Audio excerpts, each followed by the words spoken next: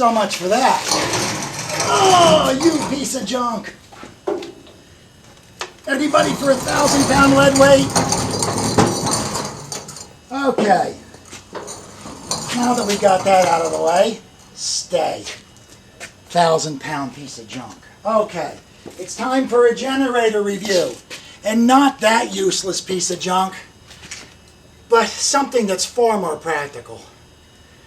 Okay, as if you guys don't notice already, I don't edit very well. So I do everything at one shot. So we're going to try to do this without cutting off my head or anything else. Okay, my attempt at humor. So humor me. This is a generator review. And this is a generator. So is that. But that thing, military, extremely expensive, and completely useless. In contrast, this is very inexpensive and very useful, and everybody should have one. This is a little 1,000-watt generator that you can pick up at just about any auto parts store or Heartland America or just about it. They're all over the place. They range from $100 to $150. Normally they're around $130. And they're a little two-stroke, and they are extremely practical and extremely durable if you know what you're doing.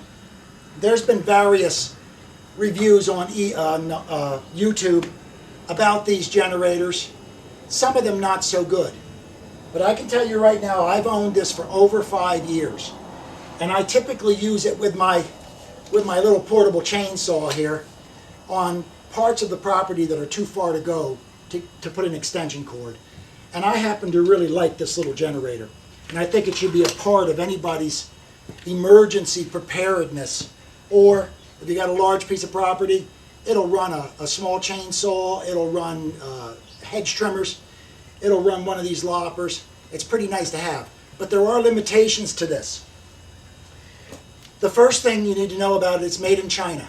Forget buying parts for it. If it needs something that you need to buy parts for, you might as well just go buy another one and use the old one for parts.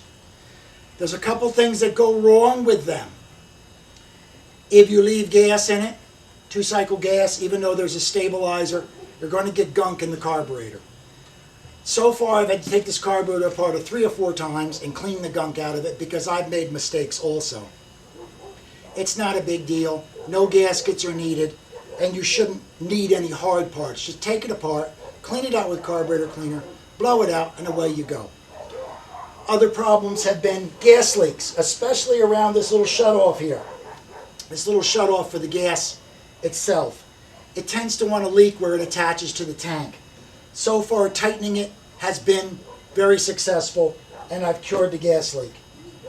Sometimes it's a little hard to start. Sometimes the governor sticks. I don't know why, but every time the governor sticks, it sticks full blast.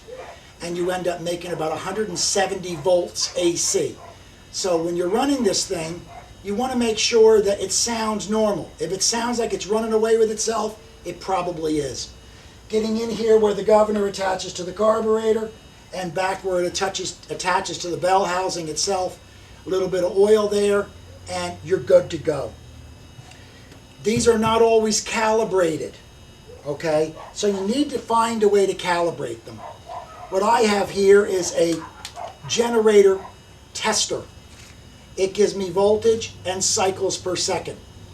It's a pretty handy little device if you do a lot of generator work, which I do, and it allows me to set to 60 cycles. Now on these 3,600 RPM generators, if you set it for 60 cycles, your voltage is going to be exactly where you need it to be.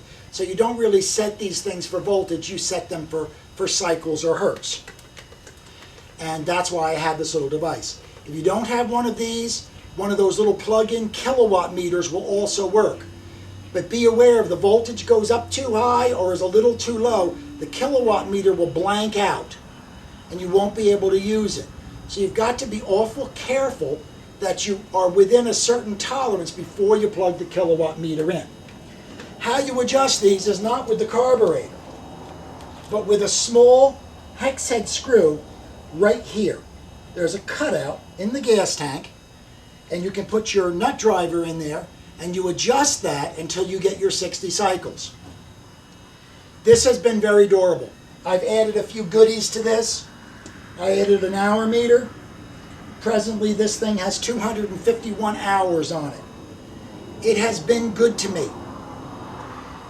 Over the years, I've seen a few of these fail, and I see what happens to them. A couple things you have to be aware of is, of course, the throttle, the carburetor gumming up, and a problem that kills them when they get used for a long time. Behind this rear cover, which is in this case is held in by 2 screws, some of them are different, is a bearing. It's a ball bearing, it's a sealed ball bearing.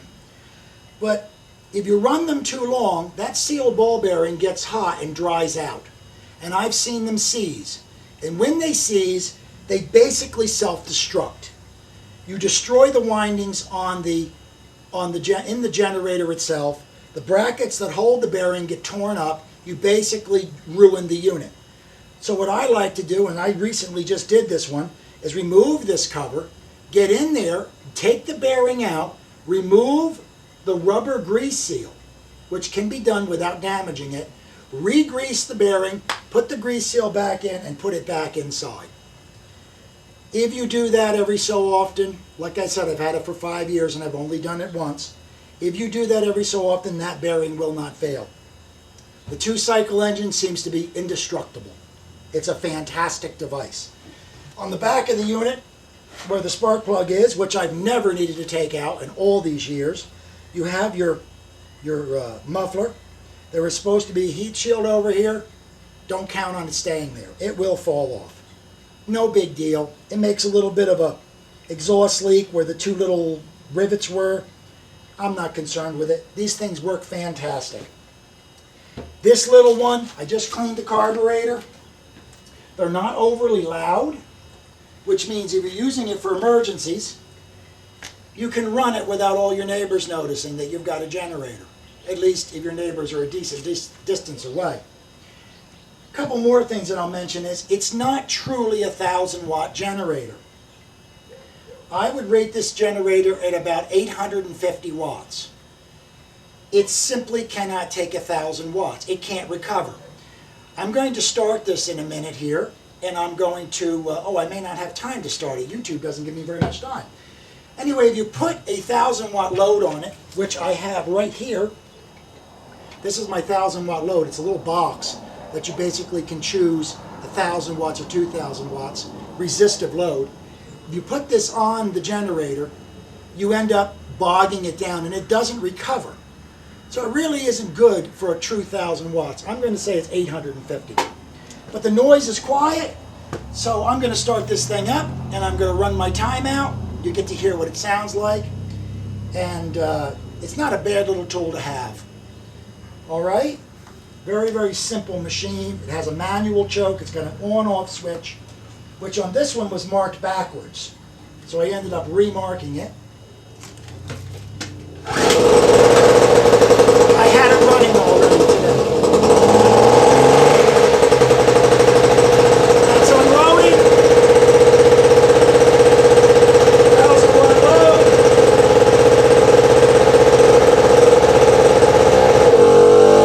That's 1,000 watts.